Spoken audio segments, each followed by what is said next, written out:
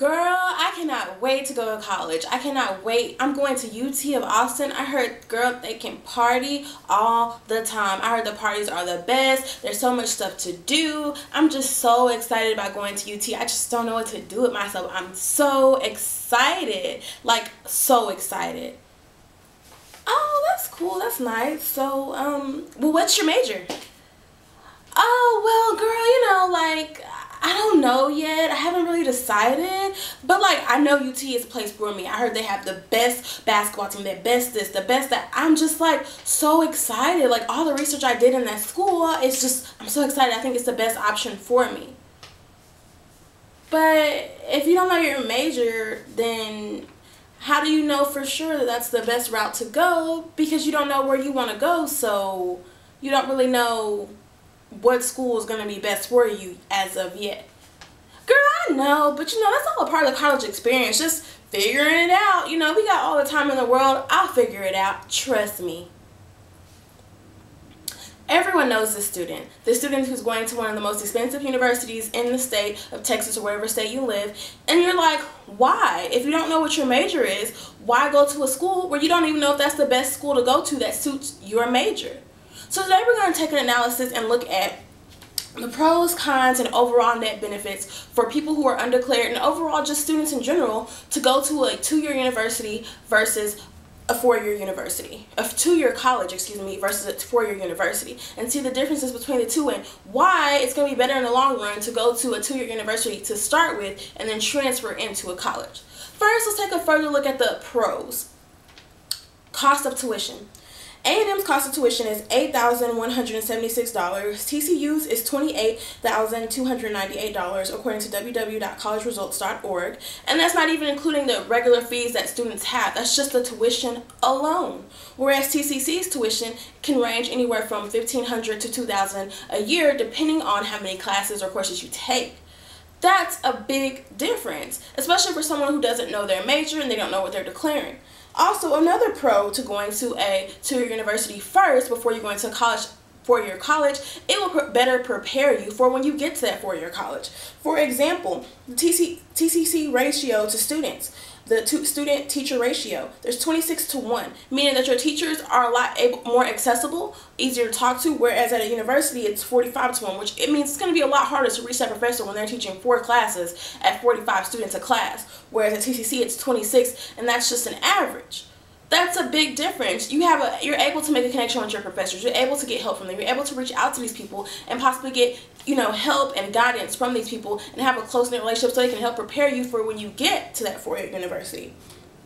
Another thing is the graduation rates. TCU's graduation rate is 73% according to www.collegeresults.org. What that means is basically about 30% of the students don't graduate, whereas they have all these student loans, very expensive student loans, and they don't even have a degree to show for it. Whereas if they had started their first 2 years at TCC, they wouldn't have nearly as close to what they could have by going to TCU for all 4 years. 4 years or 3 years at $28,298 is almost $100,000 for 4 years, where if they went to TCC, the first 2 years would have been $4,000 and they would have $30,000 to pay back, possibly. So in the long run, it's going to save you a lot more money. Also, compared to TCC graduation rate in 2009-2010, 79% of people were retained from fall 09 to 010, 91% completed 09 to 010 in good standing, and 44 graduated or transferred within 3 years. That is awesome. The graduation rates are high. People are actually completing and they're in good standing. And then you also can get a certificate or you can get a degree while you're at TCC and then transfer to another school and finish out and get a bachelor's and then even go on to grad school. That's a great foundation to start on for a student, especially someone who doesn't know what exactly it is that they want to do with themselves. So I understand there are a lot of good pros to going to a 2-year college versus a 4-year university at first, but there are also cons as well. One of the cons, and let's explore that. One of the cons is the college experience. According to www.computerforum.com, one of the best experiences college is your first 2 years. That's when you build these relationships. That's when you meet people. And it's going to be harder transferring in as a junior, and everyone who's been there since freshman and sophomore year have already established their friendship, have already had roommates, have already had that. But still, at the same time, you're going to be saving more money in the long run. And if you're a person who's outspoken and can speak and can talk, and you have some background, you'll be able to communicate with these people, and you'll be able to build these relationships. Whereas someone who's been there for 2-3 years already, they may not even be able to have time for a social life. They've been trying to catch up from all the mistakes they made their first 2 years to begin with. Another one is staying home. A lot of people don't want to stay home. The main reason why most people want to go to college is go away to college so they can get away from home. But staying home for 2 years, it's kind of like the catch-22. You stay home for 2 years, but at the end of the time, when you get to college, you're more relaxed, you're more prepared, you're more ready, and you're more able to do what you need to do.